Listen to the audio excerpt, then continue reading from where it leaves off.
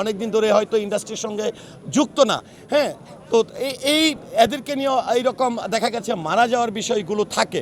তো আমি চেষ্টা করেছি, আমি মনে করি যে আমি যাদেরকে এই পুরনো শিল্পীগুলোকে আমি কেন নিয়ে আসি এবং কেন খোঁজখবর নিতে যাই, কারণ আজকে হয়তো আমি বাংলাদেশের বড় তারকা হতে পারিনি, কিন্তু আজকে যাদের অভিনয় দেখে অনুপ্রাণিত হয়ে যাদের অভিনয় দেখার পরে তাদেরকে এক নজর স্বচক্ষে দেখার জন্য বিএফডিসির গেটে এসে দাঁড়িয়ে থাকতাম, তাদের সেবা করার সুযোগ মহান রাব্বুল আলামিন আমাকে দিয়েছে। এর চেয়ে বড় প্রাপ্তি আর কিছুই হতে পারে না।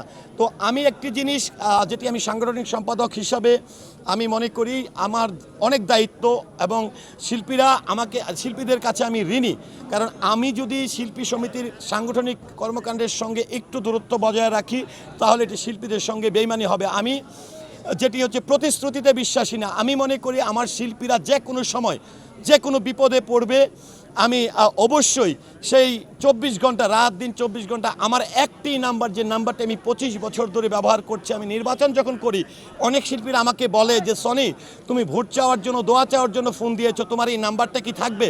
আমার নাম্বার 25 বছরের মধ্যে কিন্তু কোনো চেঞ্জ হয়নি।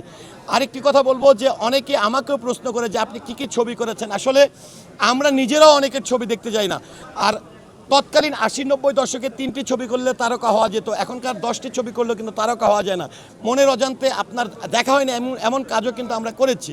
তো সেই জায়গা থেকে আমি একজন বড় অভিনেতা বা চিত্রনায়ক হিসাবে না, একজন সাংগঠনিক ছেলে হিসাবে, একজন সোশ্যাল ওয়ার্কার হিসাবে আমি শিল্পী সমিতির নেতৃত্ব দিচ্ছি, এবং আপনাদের কাছে আহ্বান করব আপনারা সব সময় আমাদের এই শিল্পী সমিতির পাশে থাকবেন, আমাদের শিল্পীদের সঠিক তথ্যগুলো আপনারা প্রচার করবেন। আপনাদের মাধ্যমে যেন আমার কোনো শিল্পীর ভুয়া এবং মিথ্যা তথ্য প্রচার না হয় সেই রিকোয়েস্টে আমি সকলের কাছে করব।